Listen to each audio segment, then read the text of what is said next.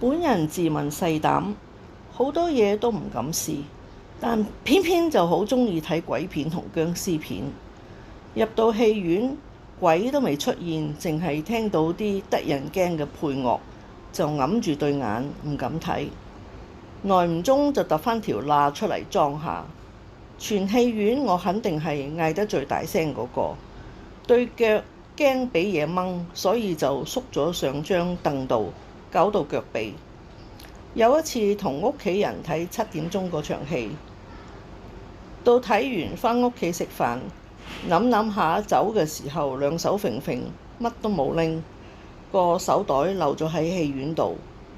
因為住得近，所以即刻返去問下啲戲院職員有冇人執咗。但嗰陣時啱啱9點鐘散場，實有貪心鬼執咗據為己有啦，唯有當買個教訓咯。我習慣咗將個手袋放喺身邊，本應係相安無事嘅，但係因為驚縮咗對腳上去，搞到個座椅微斜，個手袋就係由個空隙嗰度跌咗落地。嗰陣時睇得太投入，都冇為意到。雖然冇太大嘅損失，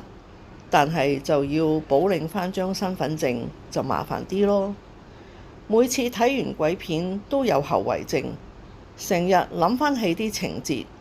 怕黑又發惡夢，唔敢一個人去洗手間，好驚搭嗰啲 lift 呢，前後都係鏡嘅 lift，硬係迎住會見到一啲唔應該見到嘅嘢。記得啱啱返嚟香港揾嘢做，